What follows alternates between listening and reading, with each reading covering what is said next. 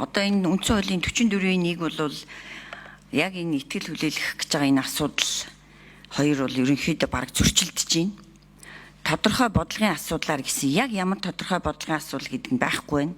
За төсвийн асуудлаар гэсэн төсвийн асуудал мэдээж байхгүй. Ягаад тэгэхээр тодорхой бодлогын асуудлуудыг энд бичсэн энэ бодлогын асуудлуудыг бүгдийг дэмжсэн. Ёстой түрүүн хэн хэллээ? Их хоёр гишүүн байна уу? 90 гаруй хувьтай бүгд дэмжиж ингээд батлаад явж байгаа.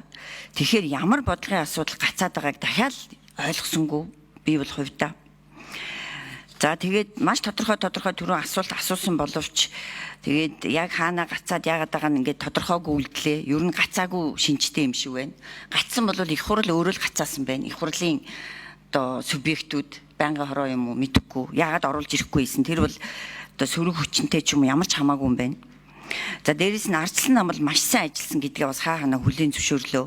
Хамаг чухал асуудлуудыг барьж аваад ажилласан гэдгийг бас хүлээн зөвшөөрлөө. За тэгээ эцэст нь нэг ийм надад сонирн бодол төрөөлүүлдлээ. Монгол улсад ер нь төрийн залгамж чанар, залгамж халаа гэж бараг байхгүй юм биш үү? Оюун эрдэнэ гэдэг ерөнхий сайд бол ер нь Монгол ардын нам юм байна. За бүр цаашлбал төр юм байна. Тэгээ оюун эрдэнэ ерөнхий сайд байхгүй бол Монгол төр гацах юм байна. Монгол төрийн бодлого алдагдах юм байна. Энд залгамж чанар гэж юу ч байхгүй юм байна. Гэдэг нэг ийм бодол төрлөө.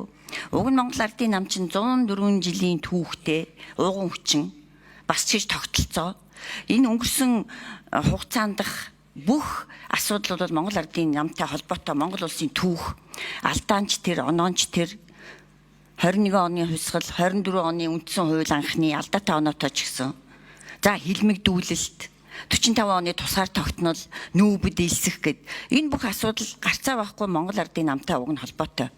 Гэтэл өнөөдөр Монгол ардын нам ингээд ганцхан ерөнхий сайд байж тэр бүх төрлийн бодлого нь явдаг, эс бөгөөс гацдаг.